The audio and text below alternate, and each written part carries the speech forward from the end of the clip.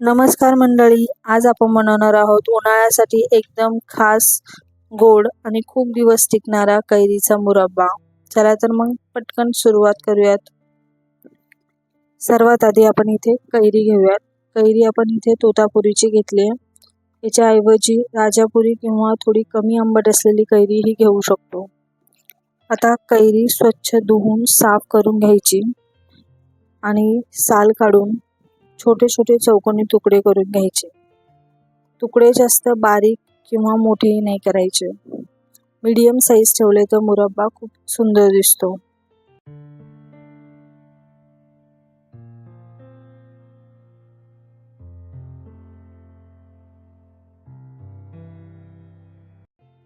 एका कढईत पाणी उकळायला ठेवायचं आणि पाणी उकळल्यानंतर त्यात हे कैरीचे तुकडे टाकायचे।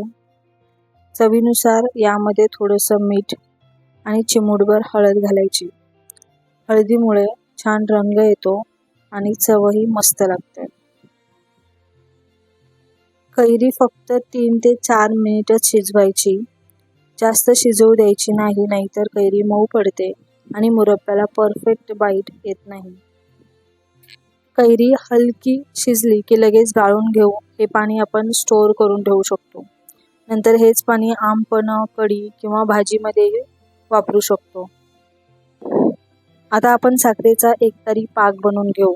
कढईत साखर घ्यायची आणि साखर बुडेल इतकंच पाणी घ्यायचं। मध्यम आचेवर साखर पूर्ण वितळू द्यायची। पाक एकतारी होईपर्यंत शिजवायचा, म्हणजे बोटामध्ये पाक घेऊन पाहिला तर एक बारीक तार तयार झाली पाहिजे।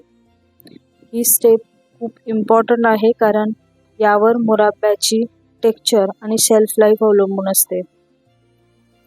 पाक एकतारी झाला की त्यात शिजवलेली कैरी ॲड करायची। आता यामध्ये लिंबूचा रस 1 टीस्पून घालायचा। लिंबाच्या रसामुळे साखर छान स्मूथ राहते, क्रिस्टलाइज होत नाही आणि मुरब्ब्याला सुंदर ग्लॉसी टेक्स्चर येते। यानंतर 3 ते 4 लवंगा, 2-3 छोटे तुकडे दालचिनी, थोडी क्रश केलेली वेलची आणि थोडंसं केसर घालायचं। हे सगळं छान हलवून घ्यायचं। पाकात कैरी टाकल्यावर ती थोडंसं पाणी सोडते, त्यामुळे पाक पुन्हा थोडा पातळ होतो, म्हणून पुन्हा एकदा हे एकतारी कन्सिस्टन्सी येईपर्यंत शिजवून घ्यायचं। पाक पुन्हा छान घट्ट आणि चमकदार झाला की समजायचं आपला मुरब्बा एकदम परफेक्ट तयार आहे।